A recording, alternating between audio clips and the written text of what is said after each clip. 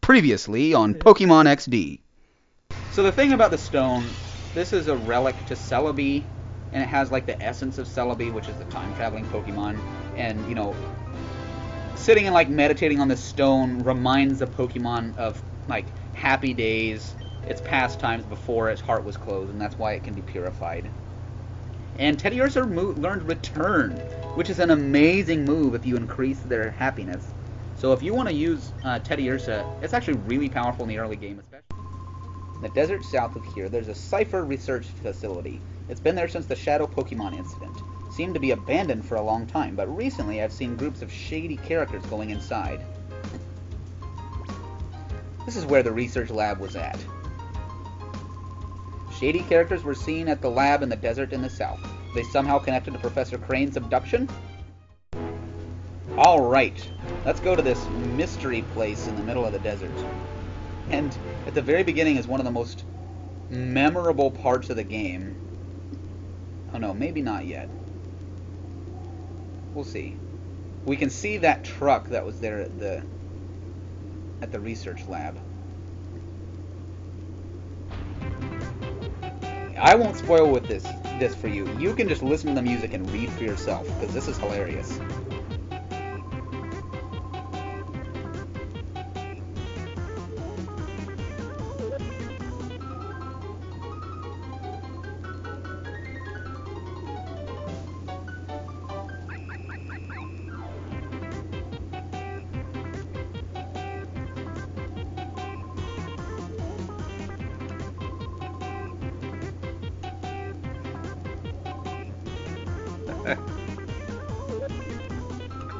It's funny every time.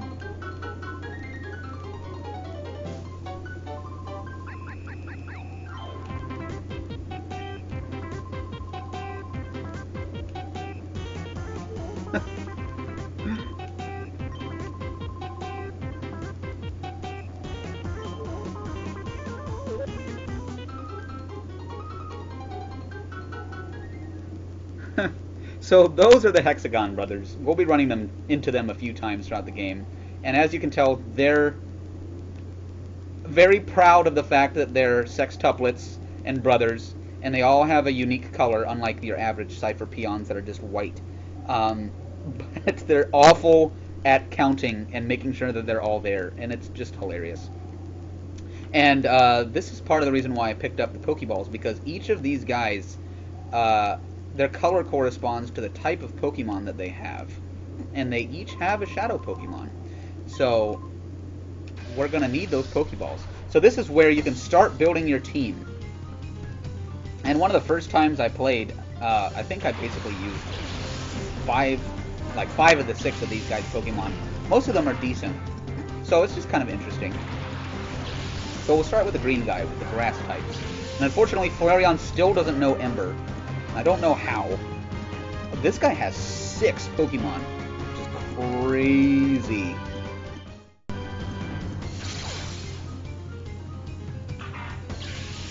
Yeah, look how strong that Return is. Cacnea is not a pushover. Especially when you consider Bite only did like 60% of Oddish's health. The fact that Return took out Cacnea in one go. I mean, it stabs, the same type of attack bonus helps too, but it's just a tough move. It's really good. Oddish flinch, that's always nice. We'll see what kind of damage Return will do to Shroomish. Yeah, that's impressive. I mean, I know it didn't kill it, but take it all the way. Forgive me, guys. I'm going to use the word kill, okay? It's just faster than fainting and easier. I know they don't die, it's just fainting. But, you know, I'm sorry. You're just going to have to get over it. But the fact that it did that much is really impressive. Teddiursa doesn't have huge base stats necessarily, and Shroomish is a really, like, bulky dude. So, I actually think Teddiursa is the stronger of my 2 Pokemon right now until Flareon learns, what's it called? Ember. And here's a Pineco. Pineco's a fun little guy. I love Fortress. Fortress was always my lead in competitive Pokemon on Generation 4. That's awesome. Also, I looked it up. I was getting really concerned about Ember. Apparently, in Generation 3, Flareon learns Ember at level 16, so that'll be good. And here we have our second Shadow Pokemon, a Seedot. Seedot is really good. A lot of people use Seedot in their playthrough, which is fun. I mean, like I said at the beginning of this game, this is fun because, you know, in like Ruby or Sapphire, you wouldn't very rarely think to use a Seedot in your playthrough. But it's a grass type. There aren't a whole lot of grass types in this game. And the nice thing about Seedot is you can, as soon as you purify it, basically, you can get a Nuzleaf, which is what it evolves into. And then Leaf Stones are available really early in the game. And so you can get a Shiftry, you know, a third evolution Pokemon, really early in the game. And Shiftry is ridiculously strong in the beginning. So if you are looking for an early game powerhouse, I would highly recommend Seedot. Also, wow, I gotta think, make sure I don't make this guy faint. So I'm gonna lick it, see if I can paralyze it. Also, you saw it use Shadow Wave. That's the first time we've seen Shadow Wave. Oh my goodness, I hope Lick doesn't kill it. The Shadow Wave hits 2 Pokemon on the field. It's not super strong. I think it gets weaker. Like most 2-hit moves in double battles, it's weaker if it does hit 2 Pokemon, but, you know, it's something. Unfortunately, I didn't paralyze it, but it is in the red, so we should be able to catch it fairly easily. Let's see.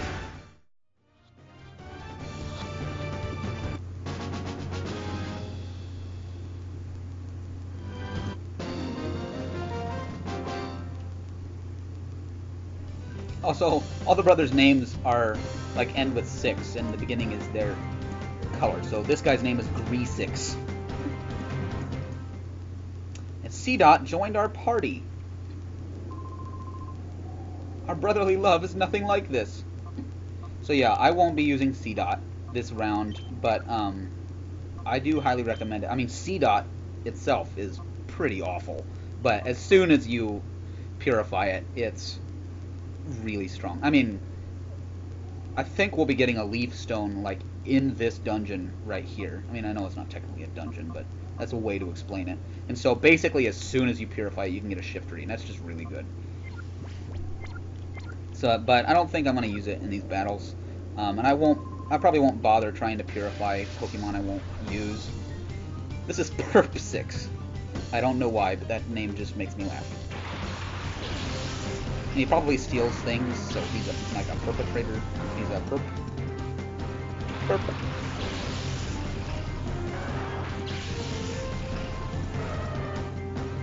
Unfortunately, the Grimer is not the Shadow Pokemon here. Muck can be a really good Pokemon, but 'tis not the case. I actually might use Bite on Grimer, because I think Return might take out Coughing in one hit.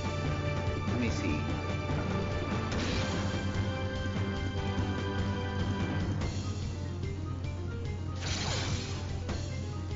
Wow, guess he's a lot tougher than I thought. Should have taken my own advice and used them both, you know, had them both attack the same one. That's what I get for being greedy, I guess. Tentacool, the Zubat of the sea.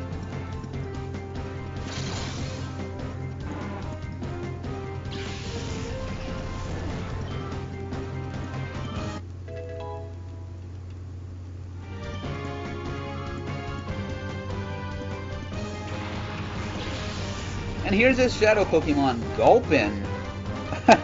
Another one. Pokemon just really wants you to try some of their new Pokemon in the 3rd generation. So, I actually did use a Gulpin for a little bit the first time I played through this game. It's not as bad as you might think. It looks it looks hilarious, and it is hilarious. It's because it's just literally a stomach. But yeah, it's not bad. You know, it learns Sludge pretty soon. You can teach it Sludge Bomb. I think it learns like Rest or like Amnesia. You have like the Swallow and the Stockpile moves. They're not bad. It's just, and it has a ridiculously huge mouth. And actually, when we were much younger, Casey tried to convince me, my cousin Casey, when we were in elementary school, Casey tried to convince me that Gulpin, not only did it evolve into Swalot, but it had an alternative evolution named Stomabig. He later revealed to me that he made that up, trying to impress me. But, and I was skeptical to begin with, but I did believe him. Because, you know, the internet wasn't as prevalent at that time, and, you know, my guidebook to Fire Red and Leaf Green didn't say anything about that, but like, why would it? You know, maybe they forgot, or I'm missing something or something. You know, you never know. You don't know what 4th graders think. And later when he was mad at me, we were having an argument, he told me I looked like a stomach ache. So, yeah. Thanks, Casey. See if we can fight him when he's in the yellow. Or catch him, rather.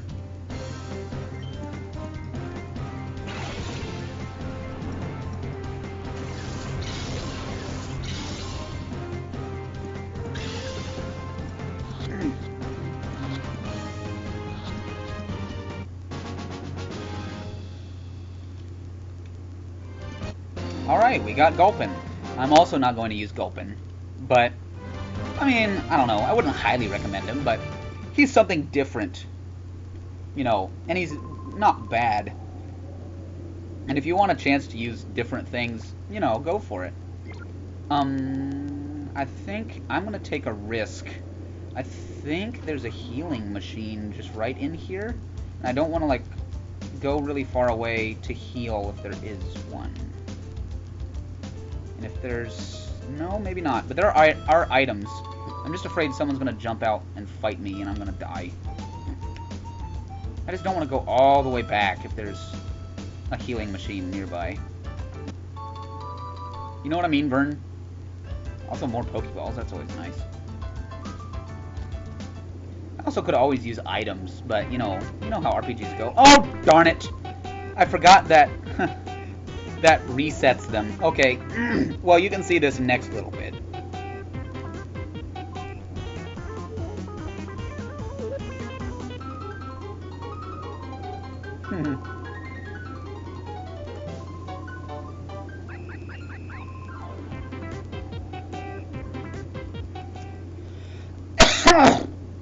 So yeah, you can fight him as many times as you want, and I'm pretty sure I'm sure I'll be fine.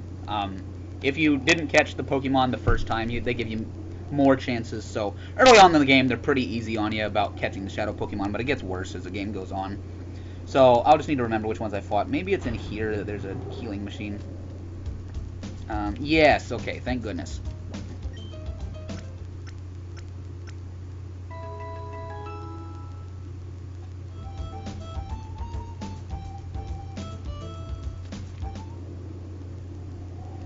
Alright, so I am going to fight these guys before I go further into that.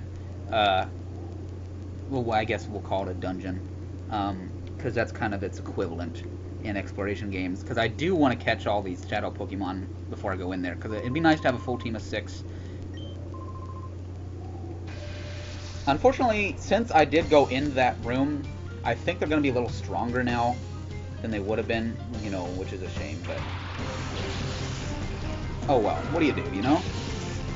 There's an Electrike and a Chinchou. I've never really liked Electrike or Manectric. They're just not good. Lantern's okay.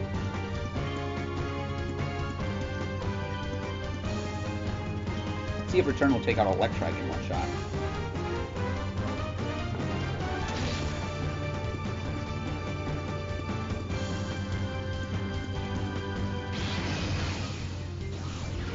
Leer looks so awesome in this game. These normally mundane moves just look amazing in this game. Yeah, boy! Let's go! Aw. He got his revenge. Show it to me. Give it to me. Yas! Yas! OMG, yas. What are we gonna get rid of? Probably Tail Whip. Let's get rid of Tail Whip. Finally, we actually have a fire type rather than just something that's weak to water. That's gonna make this game so much better. Unfortunately, we already fought the grass guy. Probably would have been wise to save that. Oh well. And here's a Shadow Pokemon, a Mareep. I often try to use Mareep because Ampharos is an amazing Pokemon. Unfortunately, it's a Flaffy for like 2/3 of this game, and I I just hate Flappy with every fiber of my being. So, I've learned my lesson with Mareep. If you have the patience to sit through a Flappy for 2/3 of the game to finally get an Ampharos, then be my guest. But I can't do it. I've tried literally like 3 times, and every time I just get so sick of it because Flappy's just... By the time you're getting to the low 30s, Flappy just does not perform like other Pokemon do. So, I don't know. And its cry is really annoying. It's like that. So every time you go into a battle, and its animation is bad, and it just... I don't know. Sorry, I'm not trying to hate on Flappy here. It's just... You understand. What do I do here? I am afraid if I burn it... Oh, man. That I might, you know, die before I can catch it. But like I said, I guess these guys you can fight as many times as you want. And they all have Pokemon with pretty low, I don't know, high catch rates, so Teddiursa's taking it like a boss. And I lied. He just succumbed to the paralysis like a weenie. One dangerous thing, the fact that I have Teddiursa on my team right now and he doesn't have any non-damaging moves. For a game so focused on catching Pokemon, it is kind of dangerous. You often will want all of your Pokemon to have a non-damaging move. Just, you know, in case you're trying to catch a Pokemon. You'd hate to have no choice but to kill it. You can always call, which is nice. They kind of... Oh, by the way, yeah, I caught it, by the way. But you can always call, which is kind of nice that they put that option in there. So, you know, if you want to not kill a Pokemon just a slither of health, but it's annoying to always call. So.